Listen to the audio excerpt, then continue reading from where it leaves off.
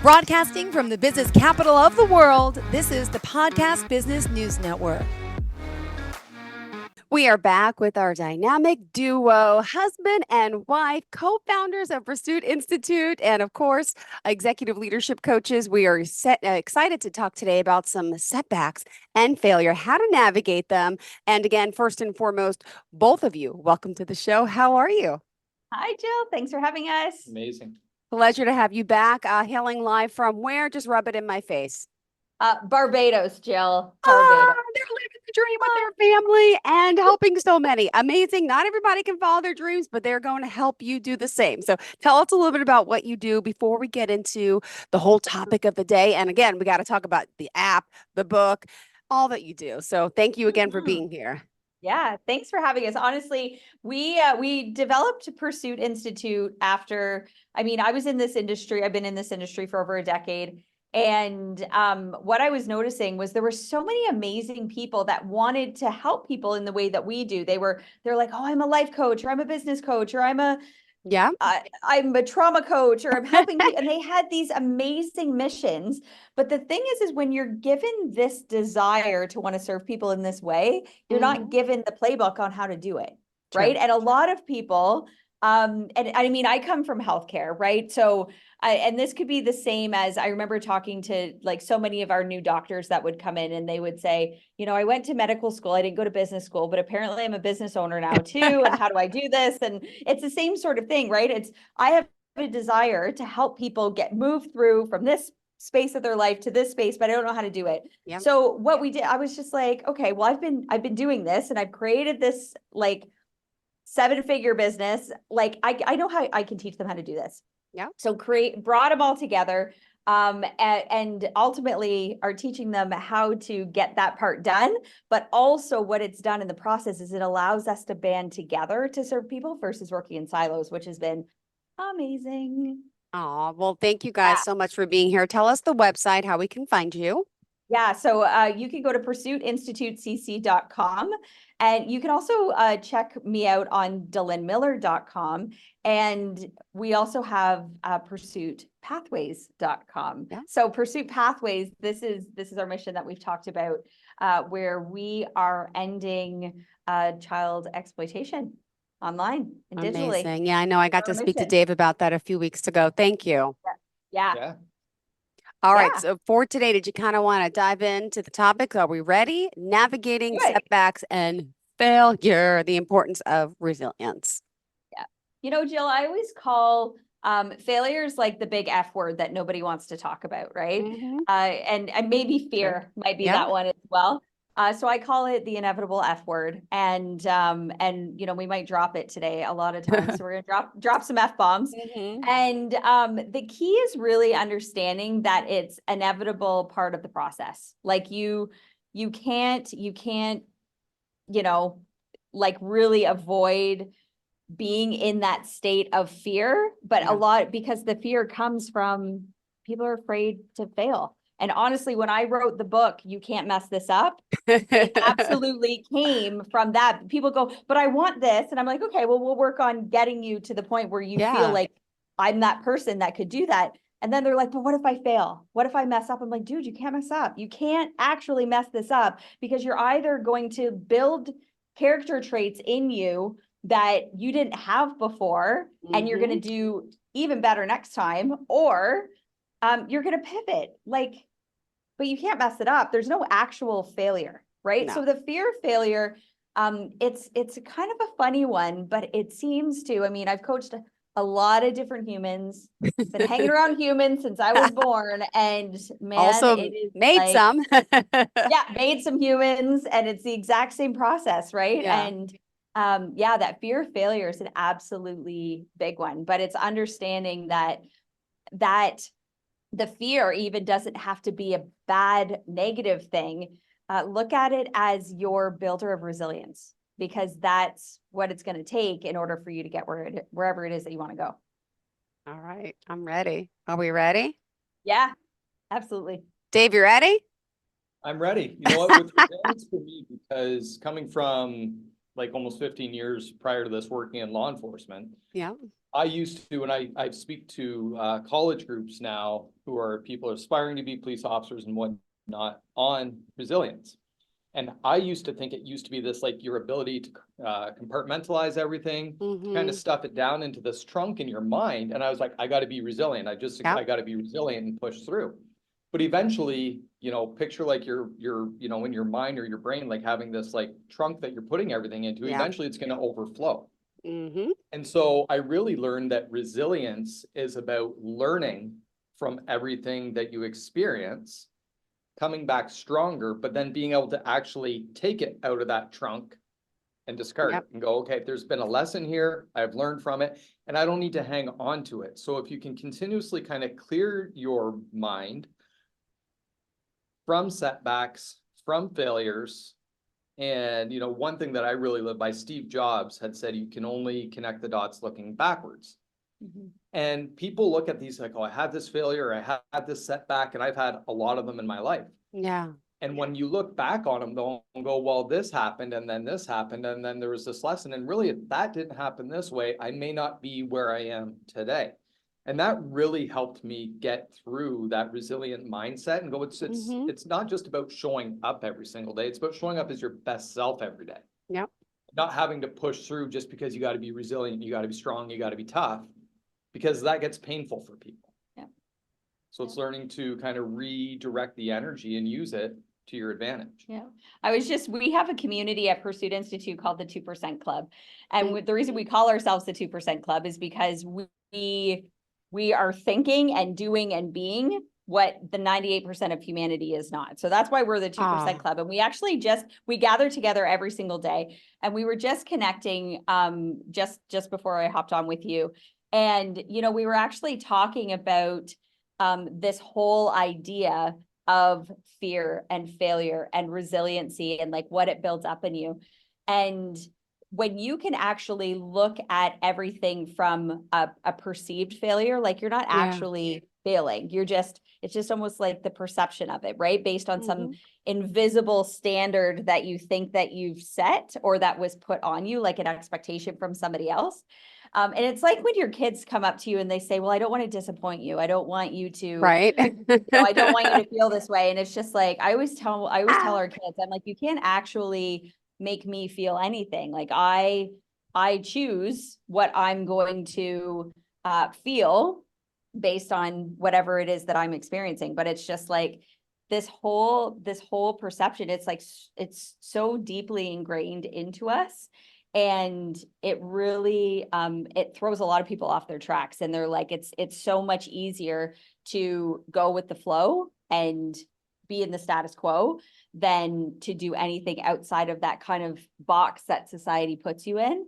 And this is where it kind of takes all the fun out of this human experience that we're having, right? Like somebody was saying in our 2% Club, they were like, you know, sometimes it just feels hard. And it's like, it always feels hard when you're not being yourself, when you're trying to be somebody else, that when you're not. It's exactly. It's like, that's the hard part. It's just like, tap into who you really are and who you want to be and how the things you want to do that bring you joy, the things that don't, we've talked about this before, Jill, the things that don't bring you joy, they got to go. The people that don't and bring you joy, the people, sorry. Yeah. Get out of here, right? And it's just like, that's what seems hard. Like if you're going to work every day and you're working in an environment that doesn't bring you joy, then that's where it's going to be hard, because you got to like put this fake smile on your face all day and, you know, fake it till you make it. And think about how much energy that takes up, right? A lot.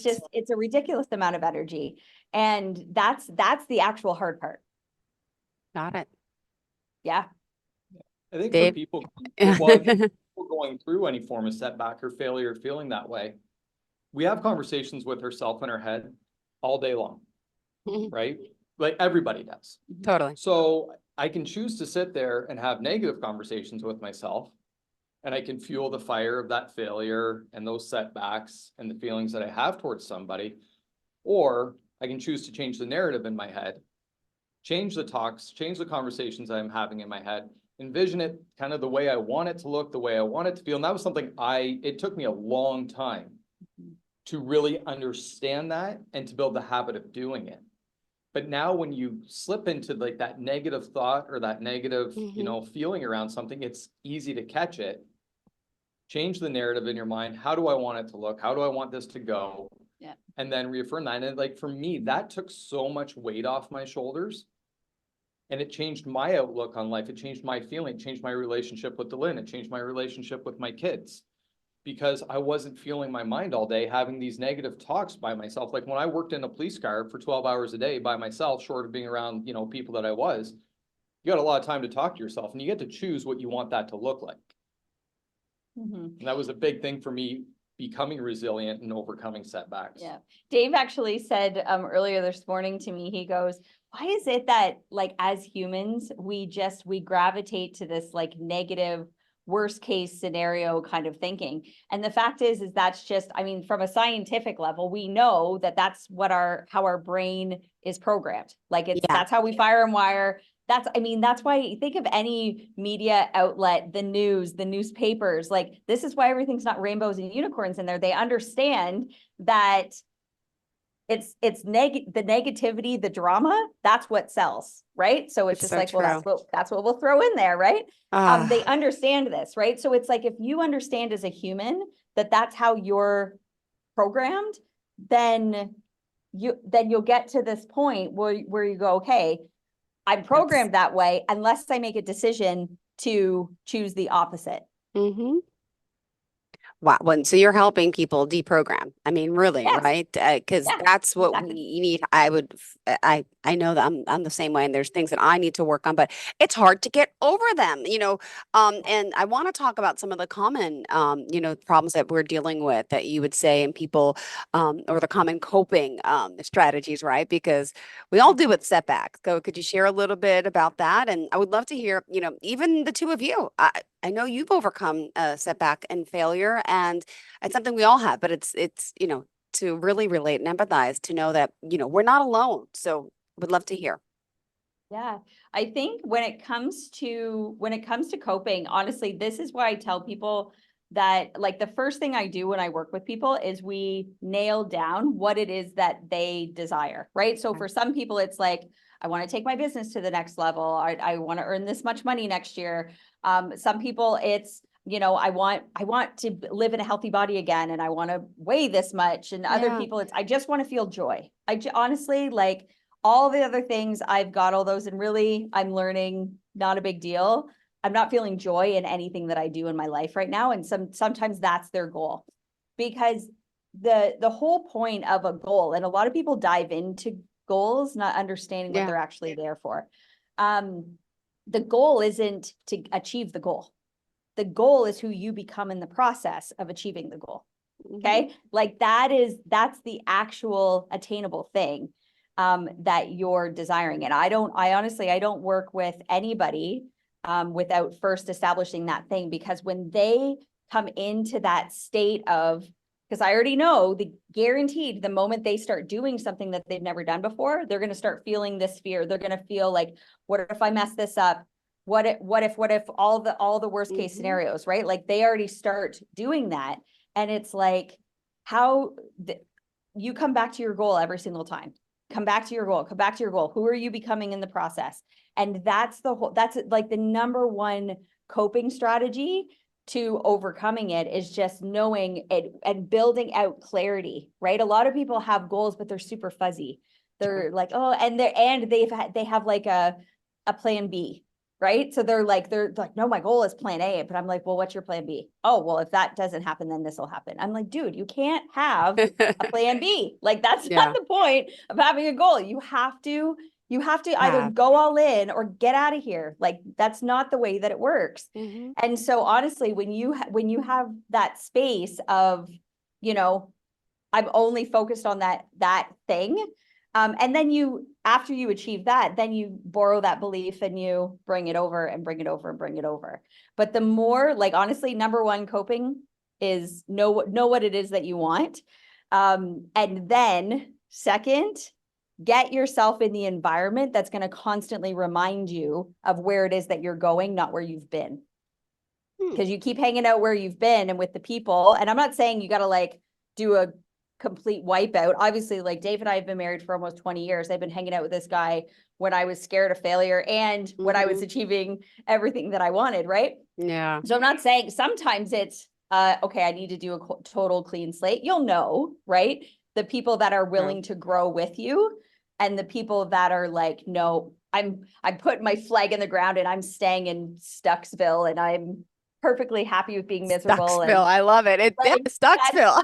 right. Like there's, and so it's one of those Yeah. things where it's, as you get to know who you are in relationship to your goal, then you go, okay, like these are the people that I hang out with. This is the environment. Honestly, it was this one thing that took us to Barbados. We were living in Southern Ontario. All of our family was there, which we love our family. But the rest of the environment, it was just like, oh, does this environment bring us joy? Does this weather bring us joy? Do the type of things that we can do here bring us joy? And the answer was no. So then it was, okay, well, what does bring us joy? And then Dave came up with the bright idea of what if we lived on an island somewhere? And it was like, oh, okay, You're like, that would be oh, amazing. great. Let's do that. What if we did do that? Right. So honestly, that was a really big thing. And I think this is where the pandemic was such a blessing to be able to like really go, what is it? What environment do I really want to be in? What people do I really want to be hanging out with? I learned a ton about myself during those couple of years for sure. Yeah, well, the pandemic, I mean, it shows you what you have, what you don't have, it gives you a good contrast for sure. And I think allows you to overcome the fear of failure, the setbacks. I mean, I talked to you a couple weeks ago that I was in the health and fitness industry. And in 2018, I doubled my health club in size. Like I completely gutted it, all new equipment. I bought one of my competitors. I borrowed a ton of money to do this. Like, and I put together like my dream vision of a health club, built a full wellness facility in Center. And 12 months later, 11 months or 13 months later, we're in a pandemic. And then over a course of, I think like 15, 16 months, like I lost 13 months of business operations. Yeah. But my lenders are going, we still got to run a business too. How are you going to pay for this? Right. And, you know, you go through it. And that to me taught a lot about resiliency. Like that to me, you know, at the time I was still juggling working in law enforcement as well. And I was on this venture, like I bought my partners out, like I was solo on this. And that to me, like the setback, like this is where I really entered myself into mindset work because I was in Stucksville, like big time.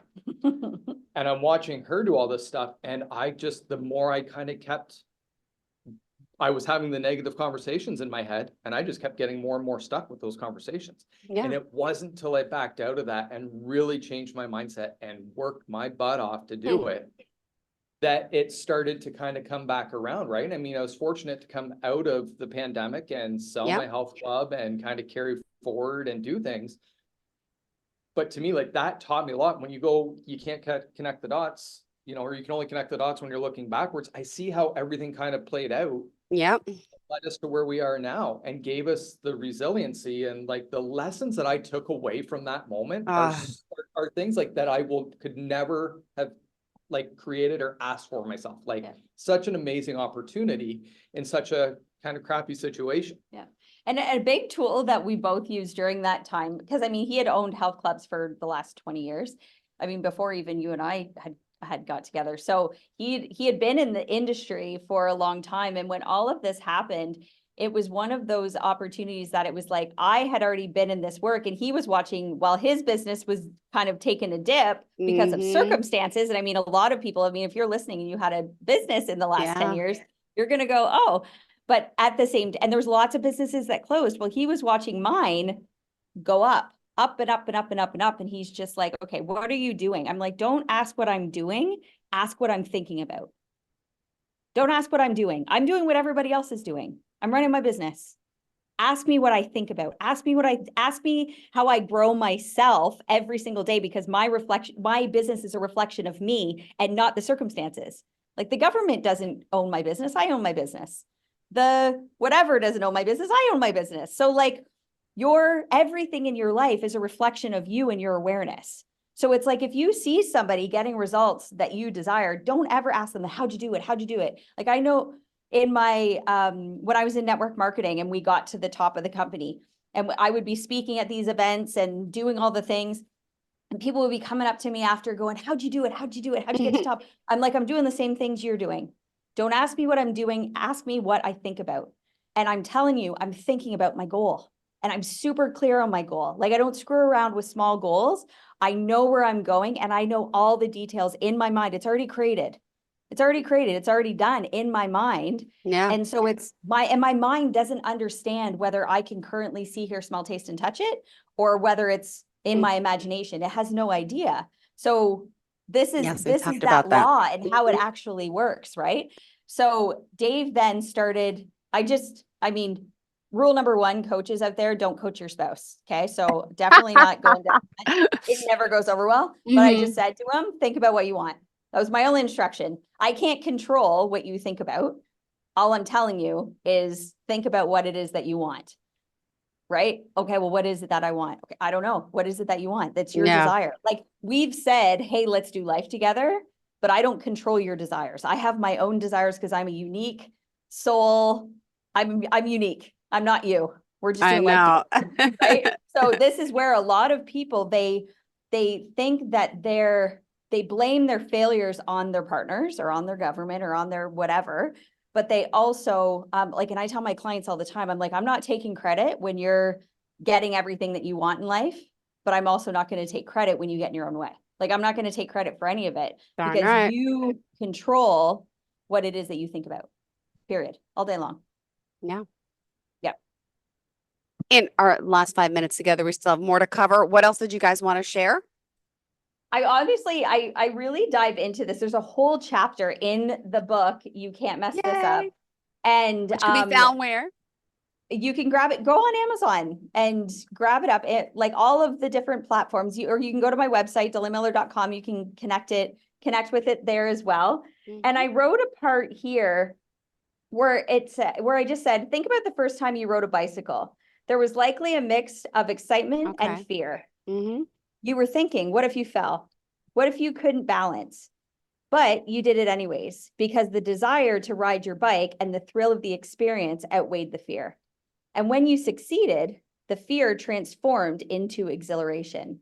When you embark on a path of taking action in areas you've never ventured into before, fear is almost certain to creep into the picture. This fear doesn't discriminate. It doesn't care whether you're a novice or seasoned pro. It thrives on the uncharted territory, the unknown, and the uncertainty that comes with stepping into something new. Think of it as the guardian of your comfort zone, protesting vehemently as you attempt to breach its boundaries. It's a natural response to change and growth. When you're about to do something you've never done, it's as if your mind, in an attempt to protect you, starts raising questions and concerns. What if it doesn't work out? Am I capable of handling this? What if I fail? These are just some of the whispers of fear. Fear often sees change as a threat, and it clings to the familiar because it feels safe. However, it's important to recognize that while fear might be an expected companion on this journey, it doesn't have to be the one dictating your actions. Okay? Honestly, you choose how this is going to go down. You choose how this whole life is going to go down.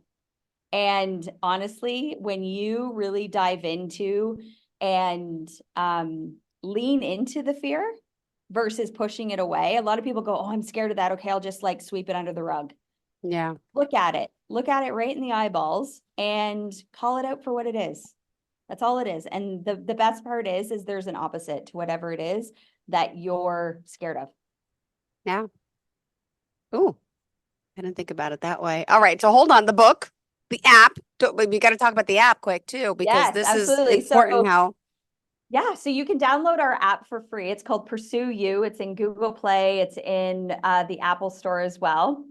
And yeah, go and download it for free. And then if you want to join us in the 2% club, like if you're like, hey, I want to be part of the 2%, you can upgrade to that experience right in the app. And that's where everything's housed. We have portals and portals and portals full of awesomeness in that space. And again, if you want to connect yourself with that too, you can go to DelynnMiller.com and link it up there. Perfect. And Dave, what website should we go to for you? I mean, we have a few, right? Yeah, well, so with Delynn there, with Pursue You, it's Pursue and it's like the letter U, just so they get the right app. Yep. Pursue with the letter U. Yep. For me, for what we do is corporate education, focusing on education surrounding personal safety, online education safety, human trafficking awareness, and incorporating everything that Delynn does with leadership training. And that's pursuitpathways.com. Perfect. Thank you guys so much. Always a pleasure having you here. And anything upcoming that you want to share with us?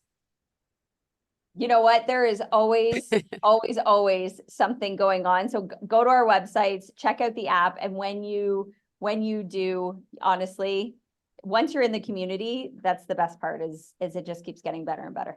Oh, always a pleasure having you both here. I love your energy. I love what you're doing. And I want to be part of that 2% club.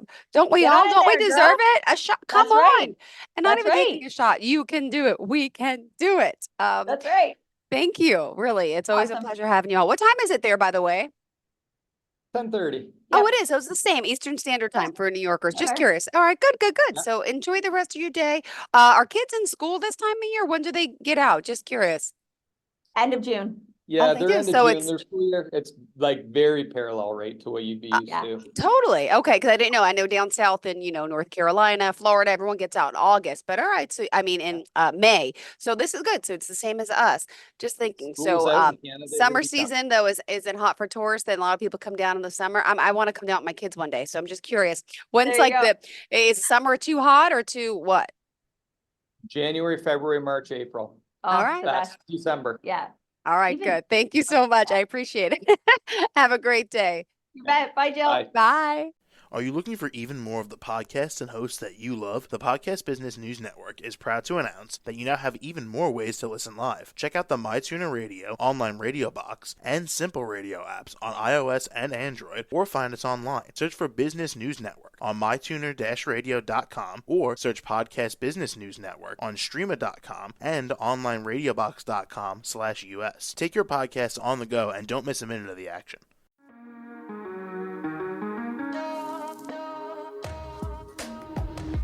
Broadcasting from the business capital of the world, this is the Podcast Business News Network.